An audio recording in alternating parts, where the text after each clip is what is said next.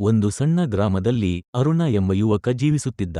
ಅವನು ಪ್ರಕೃತಿ ಮತ್ತು ಪ್ರಾಣಿಗಳನ್ನು ಪ್ರೀತಿಸುವವನಾಗಿದ್ದ. ಅವನಿಗೆ ಒಂದು ನಾಯಿ ಮತ್ತು ಒಂದು ಬೆಕ್ಕು ಸ್ನೇಹಿತರಾಗಿದ್ದರು. ನಾಯಿಯ ಹೆಸರು ಬ್ರೌನಿ, ಬೆಕ್ಕಿನ ಹೆಸರು ಸ್ನೋವಿ. ಅರುಣ ಅವರನ್ನು ತನ್ನ ಕುಟುಂಬದ ಸದಸ್ಯರಂತೆ ಭಾವಿಸುತ್ತಿದ್ದ. ಒಂದು ದಿನ ಗ್ರಾಮದ ಹತ್ತಿರದ ಕಾಡಿನಲ್ಲಿ ಒಂದು ಸಿಂಹವು ಗಾಯಗೊಂಡು ಬಿದ್ದಿತ್ತು. ಅದನ್ನು ನೋಡಿದ ಗ್ರಾಮಸ್ಥರು ಭಯಪಟ್ಟು ದೂರ ಸರಿದರು. ಆದರೆ ಅರುಣ ಅದರ ಬಳಿ ಹೋಗಿ ಅದರ ಗಾಯವನ್ನು ನೋಡಿ ಅದಕ್ಕೆ ಸಹಾಯ ಮಾಡಲು ನಿರ್ಧರಿಸಿದ. ಅವನು ಬ್ರೌನಿ ಮತ್ತು ಸ್ನೋವಿಯನ್ನು ಕರೆದುಕೊಂಡು ಸಿಂಹದ ಬಳಿ ಹೋದ. ಸಿಂಹವು ಮೊದಲು ಗುರುತಿಸಿ ಗರ್ಜಿಸಿತು.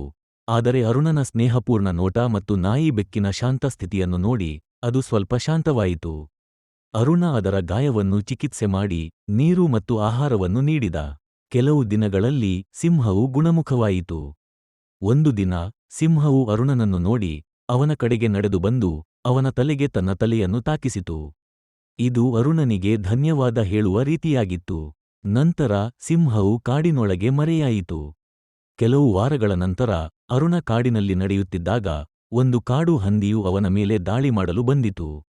ಆ ಸಮಯದಲ್ಲಿ ಸಿಂಹವು ಅಲ್ಲಿಗೆ ಧಾವಿಸಿ ಬಂದು ಹಂದಿಯನ್ನು ಹಿಮ್ಮೆಟ್ಟಿಸಿತು. ಅರುಣನನ್ನು ರಕ್ಷಿಸಿತು. ಈ ಘಟನೆಯ ನಂತರ ಅರುಣನಿಗೆ ಪ್ರಾಣಿಗಳು ಮತ್ತು ಮನುಷ್ಯರ ನಡುವೆ ಅದ್ಭುತ ಸಂಬಂಧ ಇರಬಹುದು ಎಂದು ಅರಿವಾಯಿತು.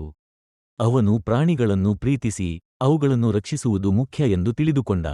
ಈ ಕಥೆಯು ಪ್ರಾಣಿ ಮತ್ತು ಮನುಷ್ಯನ ನಡುವೆ ನಂಬಿಕೆ, ಪ್ರೀತಿ ಮತ್ತು ಸಹಕಾರದ ಸಂಬಂಧವನ್ನು ತೋರಿಸುತ್ತದೆ.